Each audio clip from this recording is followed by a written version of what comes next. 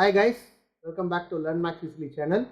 Today we are going to see exercise 5.3 class 10 arithmetic progression. 19th question. 200 logs are stacked in the following manner. 20 logs in the bottom row, 19 in the next row, 18 in the row next to it, and so on. In how many rows are the 200 logs placed and how many logs are in the top row is what your question. First, with respect to the given question, form the AP. So 20 logs is in the bottom, then 19 in the row next, 18 in the row up, and it goes on, right? The total number of logs is given is 200. Therefore, the value of Sn equal to 200.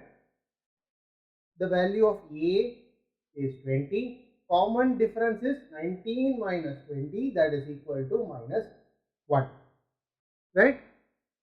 They are asking in how many rows are the 200 logs are placed and how many logs are in the top row.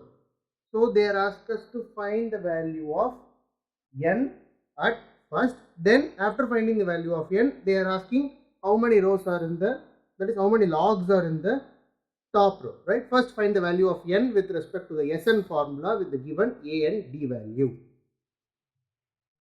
So the formula is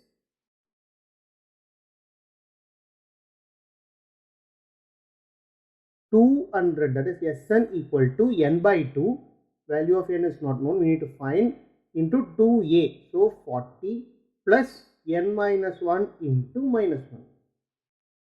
Right? So 400 equal to n into 40 minus n plus 1.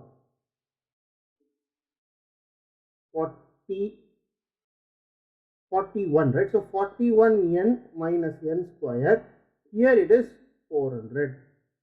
So when you simplify, that is n square minus 41n plus 400 is equal to 0. So when you simplify this, you get the value of n to be 16 or 25, right? By splitting the middle term, you get n as 16 or 25.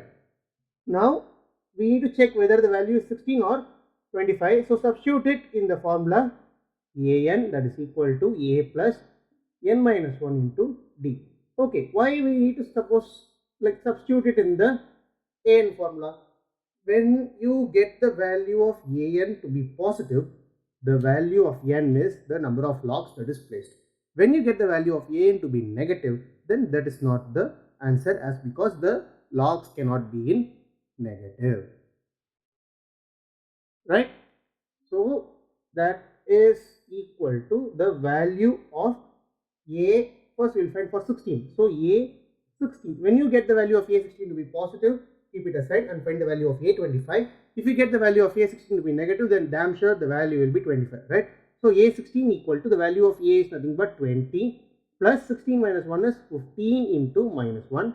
That is equal to 20 minus 15, that is equal to 5. Therefore, as per your question, chances that 5 logs can be present in the top row, right? 5 logs can be present in the top row. Only it can be concluded when you find the value of a25, and that's supposed to be negative, right?